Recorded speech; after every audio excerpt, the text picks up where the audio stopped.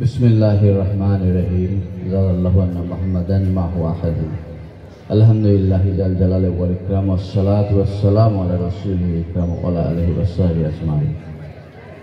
सर्वप्रथम আমাদের স্রষ্টা মহান রব্বুল আলামিনকে কৃতজ্ঞতা জানাচ্ছি। উনি আজকে এই মহতী সমাবেশে আমাদের সবাইকে আসার সুযোগ করে দিয়েছেন। ধন্যবাদ জানাচ্ছি এই প্রতিষ্ঠানের সমস্ত কর্মচারী, বিশেষ করে শিক্ষকগণ, যারা বিভিন্ন কমিটিতে কনভেনার হিসেবে ছিলেন। তাদের অক্লান্ত পরিশ্রমে আজকের এই অনুষ্ঠানটা সুন্দর মতো অনুষ্ঠিত হয়েছে। তাদের এই কর্মযজ্ঞের জন্য আমি তাদেরকে ধন্যবাদ দিই। আজকের অনুষ্ঠানের সম্মানিত প্রধান অতিথি, যিনি মানুষ হিসেবে একজন খুবই উচ্চ মার্গের মানুষ, খুব সৎ মানুষ, জনাব মোহাম্মদ আব্দুল হাই সিদ্দিক সরকার এখানে উপস্থিত আছেন। আমার আরেক ভাই জনাব মোহাম্মদ ইসমাইল হোসেন, সহকারী কলেজ পরিদর্শক, জাতীয় বিশ্ববিদ্যালয়। আমার এক আঙ্কেল এখানে আসার কথা ছিল, ইঞ্জিনিয়ার মোহাম্মদ সাইদুর রহমান সাহেব, ওনার পক্ষে ওনার ছোট ভাই এসেছেন, এবং আলমাস সাহেব আসবেন বলেছিলেন, যেহেতু ওনার শ্বশুর অসুস্থ উনি আসতে পারেননি। আমি এখানে উপস্থিত সবাইকে ধন্যবাদ জানিয়ে এবং সবাইকে আসসালামু আলাইকুম বলে শুরু করছি। রোজি মোজাম্মেল এই কলেজটি প্রতিষ্ঠার লগ্ন থেকে আমি সঙ্গে আছি। বয়সে কম ছিল, কাছ থেকে দেখেছি। আমার পরিবার এই প্রতিষ্ঠান করতে যে সমস্ত আত্মত্যাগ করেছে তার বর্ণনা যদি আমি দেই, আপনারা অনেকটাই অবাক হবেন। অনেক অনুষ্ঠানে বলি, আজকে একটু খুলে বলবো, যেহেতু আমার ভাই আব্দুল হাই সাহেব এখানে এসেছেন, উনি জানবেন। আমার ভাই ইসমাইল সাহেব এখানে এসেছেন, উনি জানবেন যে আমার পরিবার এখানে, আমার বাবা এখানে কত বড় আত্মত্যাগ করেছিলেন। সামনে বাম সাইডে যে অংশটা দেখছেন সেটা আমার নানার বাসা ছিল। এই বিল্ডিং যেটা আছে এই সাইডে পুরোটাই আমাদের, এখান থেকে এই পর্যন্ত। পিছনে যে অংশ আছে সেটা আমার বাবা কিনেছিলেন, এই অংশটা আমার বাবা কিনেছিলেন। এই কলেজটা যখন প্রতিষ্ঠিত করেন তখন এই কলেজের কোনো তহবিল ছিল না দোতলা করার জন্য, একতলা করার জন্য। আমাদের তিন ভাইয়ের নামে শিক্ষার জন্য 3টা ফিক্সড ডিপোজিট করা ছিল। এই ফিক্সড ডিপোজিটের অর্থ ভাঙা হয়েছিল। আমি তখন বয়স বেশ ভালোই আমার, এটা 94, আমি ইন্টারমিডিয়েট পাস করেছি। তো আমি আপনার 92তে ইন্টারমিডিয়েট, 90 আমার ম্যাট্রিক। তো ওই সময় আমার কাছ থেকে সাইন নেওয়া হয়েছিল, আর আমার 2 ভাই নাবালক ছিল, তাদের পক্ষ থেকে আমার মা বাবা অথরাইজেশন দিয়েছিল। সেই ফিক্সড ডিপোজিট ভেঙে কিন্তু এই বিল্ডিংটা করা হয়েছিল।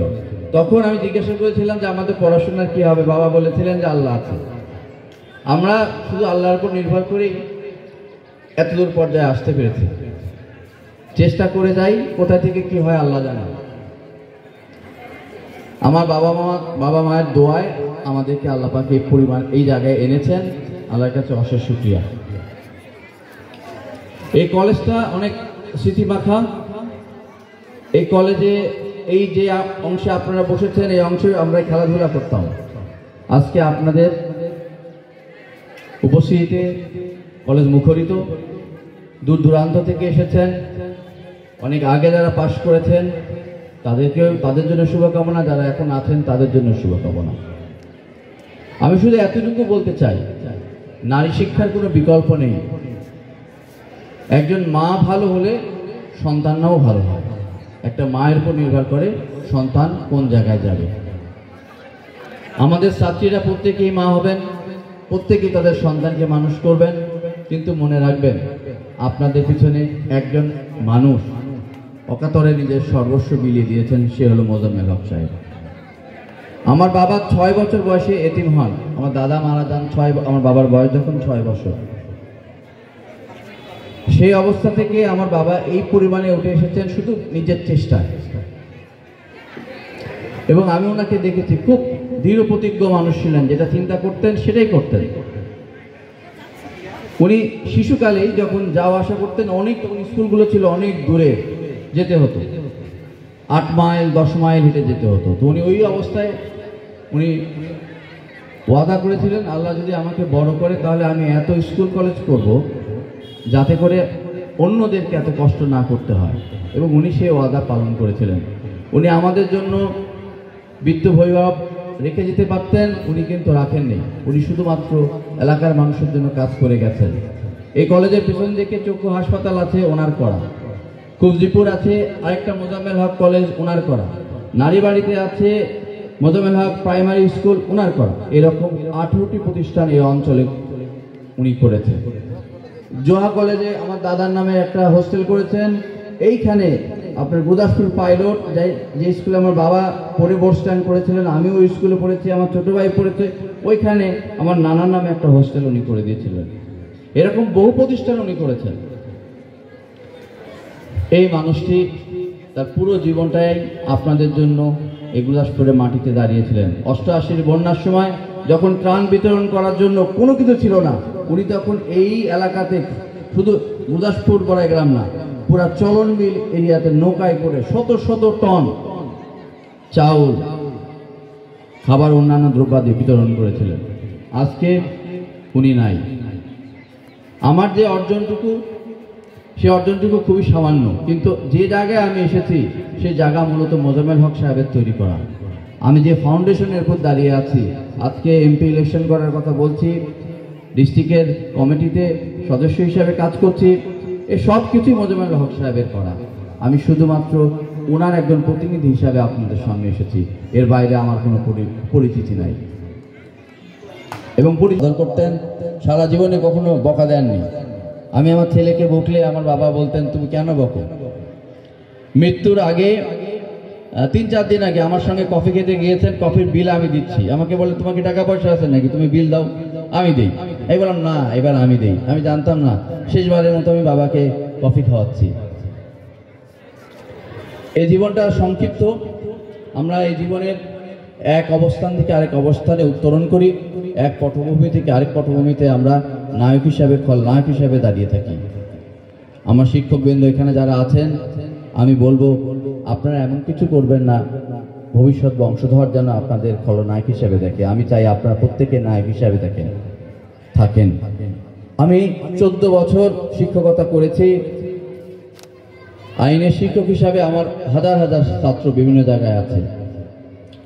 শিক্ষকদের শুধু একটাই পাওয়া, ছাত্রের ভালোবাসা, এবং এই ভালোবাসাতেই কিন্তু আমরা আপ্লুত। শিক্ষকরা কয় টাকা ইনকাম করে, শিক্ষকদের অধিকাংশ সময় যে কষ্ট করে সে কষ্ট কিন্তু কেউ রেকগনিশন দেয় না, কিন্তু শিক্ষকরাই এক মানুষ যে আরেক মানুষকে তৈরি করে।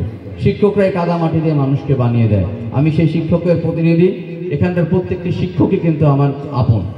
আমি শুধু এতটুকুই বলবো, আমাকে কাজ করতে দেন এবং এই প্রতিষ্ঠানকে উন্নত করার জন্য যা করা প্রয়োজন আমি করব ইনশাআল্লাহ। এবং শুধু তাই না, আমি জাতীয় বিশ্ববিদ্যালয়ের যে 2জন মহান ব্যক্তি এখানে উপস্থিত আছেন, তাদের কাছেও আমি অনুরোধ করব, আপনাদের পক্ষে যা করণীয় আমার এই প্রতিষ্ঠানের জন্য করবেন। আমি গত 17 বছর ধরে এই কলেজে আসতে পারিনি। গত 17 বছর এই কলেজটা যখন রেজিস্টার করে দেয় জমি, একটা মাত্র রিকোয়েস্ট ছিল আমাদের, এখানে একটা বেল গাছ ছিল, সেই বেল গাছটা যেন কাটা না হয়। আমার বাবা বেল খেতে পছন্দ করতেন, এই গাছটার বেলই খেতেন। পরবর্তীকালে আওয়ামী লীগ ক্ষমতায় আসার পর অধ্যক্ষ সাহেব প্রথমেই গাছটা কেটেছিলেন। এইখানে গাছটা ছিল। অনেক স্মৃতি এখানে আছে, আমরা স্মৃতি সরোবরে প্রত্যহ অবগাহন করি। আমরা স্মৃতি নিয়ে বেঁচে থাকতে চাই। মোজাম্মেল হককে সমালোচনা করতে হলে মোজাম্মেল হক হয়ে আসতে হবে। পৃথিবীর প্রথম যে লিস্ট আছে ইউনিভার্সিটির, যে লিস্টগুলো হয়, এই লিস্টের 100তম ইউনিভার্সিটির মধ্যে ওনার ইউনিভার্সিটি ছিল, প্র্যাকটিস লুলুম্বা ইউনিভার্সিটি, রাশিয়া। উনি ওখানে গ্র্যাজুয়েশন এবং পোস্ট গ্র্যাজুয়েশন করেছিলেন। পরবর্তীকালে উনি পিএইচডি করার জন্য এমপি যখন ছিলেন তখন এনরোলড হয়েছিলেন প্র্যাকটিস লুলুম্বাতে, এখন পিপলস ফ্রেন্ডশিপ ইউনিভার্সিটি অফ রাশিয়াতে। তো পরবর্তীকালে উনি এটা কমপ্লিট করতে পারেন নাই বিভিন্ন রকম রাজনৈতিক কাজের কারণে। আমি শুধু আপনাদের বলবো, আমার নানা শিক্ষক ছিলেন, আমার বাবা শিক্ষক ছিলেন, আমিও শিক্ষক। শিক্ষার পরিমণ্ডলে মানুষ হয়েছি। আমি চাই এখানকার প্রত্যেকটি শিক্ষকের সন্তানও শিক্ষক হোক, এটা বড় ভাগ্যের বিষয়। তিনি এখানে উপস্থিত আছেন, অনেক কষ্ট করেছেন তিনি, কখনো প্রকাশ্য ধন্যবাদ দেইনি, আজকে দিলাম। আমার মা অসুস্থ মানুষ, আসতে পারেন নাই, আপনাদের কথা সবসময় স্মরণ করেন। আমি ওনার পক্ষ থেকে আপনাদের কাছে এসেছি, আমার মায়ের জন্য দোয়া করবেন, আমার বাবার জন্য দোয়া করবেন, আমার আরও দুটো ভাই আছে, তাদের সন্তানরা আছে, তাদের জন্য দোয়া করবেন। ওয়াদা থাকলো আছি, থাকবো ইনশাল্লাহ, আমাদের অগ্রযাত্রা থামবে না। অনেক কষ্ট করে আব্দুল হাই সাহেব এখানে এসেছেন, ইসমাইল ভাই এখানে এসেছেন, অন্যান্য অতিথিরা এসেছেন, আমি সবাইকে অন্তঃস্থল থেকে ধন্যবাদ জানাচ্ছি, আপনাদেরকেও ধন্যবাদ জানাচ্ছি। আসসালামু আলাইকুম। এতক্ষণ আপনাদের